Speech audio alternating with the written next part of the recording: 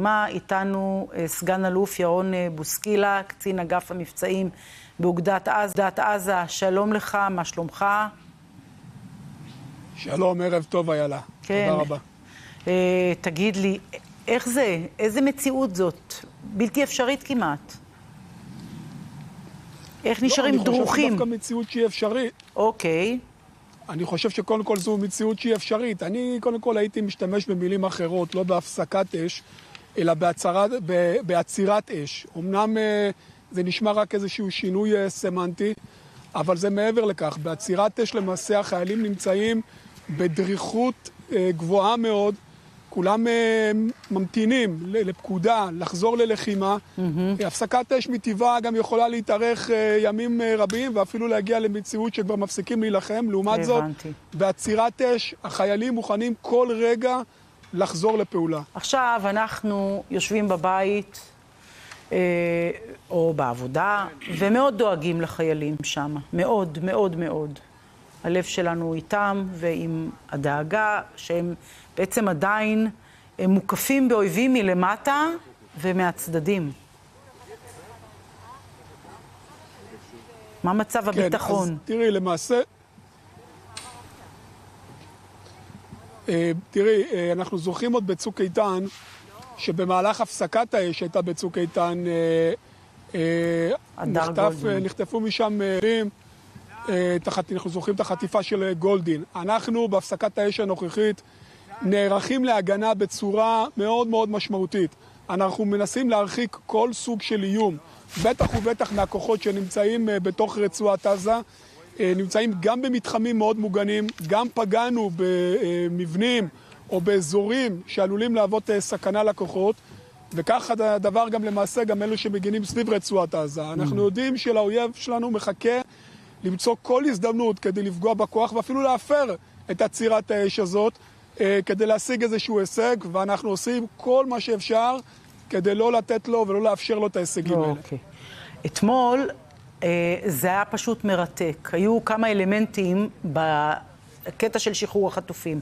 פעם אחת החטופים שבאו לישראל באו דרך צפון הרצועה, דרך מעבר קרני, איך זה התבצע. פעם שנייה ראינו את המעבר של השלושה תאילנדים והאזרח הרוסי-ישראלי, ומסביב טנדרים של נוח'בות, עם רובים שם ממש, כאילו בתוך, ועוד משהו, תכף אני אשאל אותך על הקטע של הבריחה שלו. אז איך זה קורה הדבר הזה? תראי, למעשה באמת אנחנו באוגדת עזה היינו מוכנים למציאות שאותם חטופים יגיעו מכמה מקומות במקביל. גם ממעבר רפיח, כפי שקרה בימים הראשונים, וגם כפי שקרה אתמול מאזור בארי.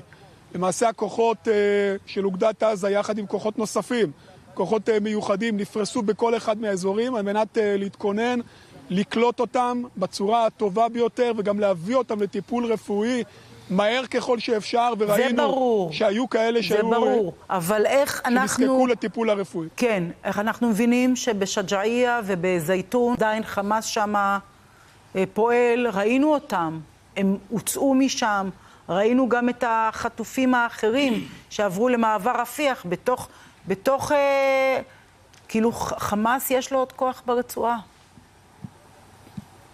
נכון, אני מזכיר לך שאנחנו סיימנו את השלב הזה של ההתקפה עד לעצירת האש, עוד לפני שסיימנו לכבוש את ג'באליה, את שכונת זייתון ואת סג'אעיה, וגם כפי שאנחנו מבינים ויודעים, הערבים בעזה, ארגוני הטרור, ניצלו את המעבר ההומניטרי ככל הנראה כדי להעביר חלק מהחטופים דרומה, ממעל פני הקרקע ואולי מתחת לפני הקרקע, ובוודאי שזה חלק מהאירוע.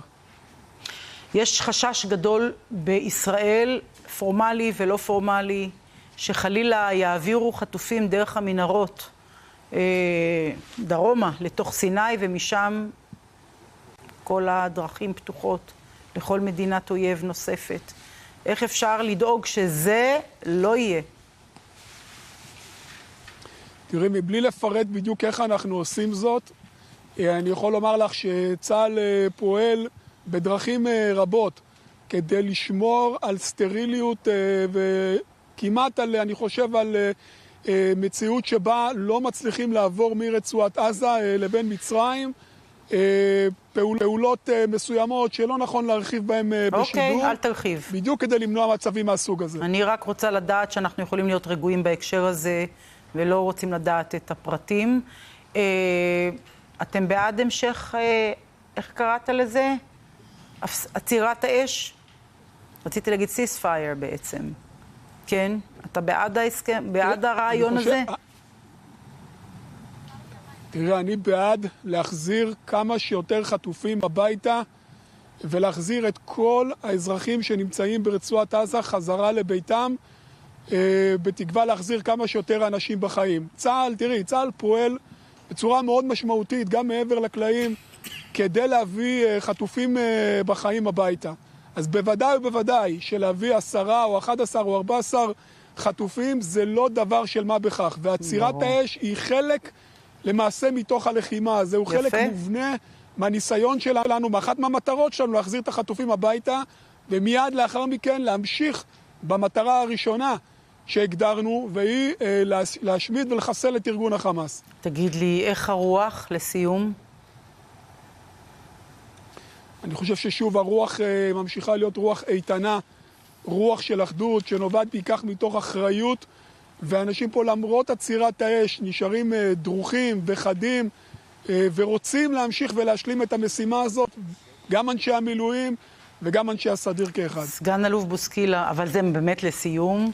לפני כמה ימים אמיר אביבי פה באולפן הזה הקריא ממש דברים שכתבת, תרחיש שכתבת, שהתרעת מפני מתקפה של חמאס וכולי.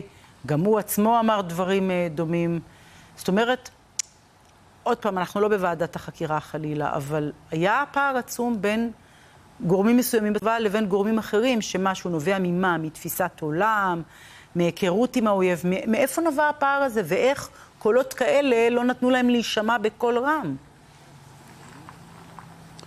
תראה, אני חושב שלו היינו נכנסים לתוך חדר ניתוח והיינו רואים אדם שנמצא על שולחן הניתוחים, לא היינו רוצים שהרופאים יבצעו תחקיר תוך כדי ניתוח, רק לאחר השלמת הניתוח. אני חושב שמדינת ישראל כרגע נמצאת באיזשהו ניתוח מאוד משמעותי לחימה ברצועת עזה, ונשאיר את התחקירים ואת הלמידה שהיא חשובה, אני אומר, גם בהיבט המוסרי, ובטח גם בהיבט המקצועי, לאחר הלחימה, ואני מניח שכל השאלות האלה יישאלו, ואנחנו נלמד ונתחקר את עצמנו כפי שאנחנו יודעים לעשות. אני מאוד מעריכה את התשובה שלך. תודה רבה לך, שמרו על עצמכם, חזרו כולכם בשלום, לשלום, להתראות לך, סגן אלוף בוסקילה. תודה רבה. תודה רבה.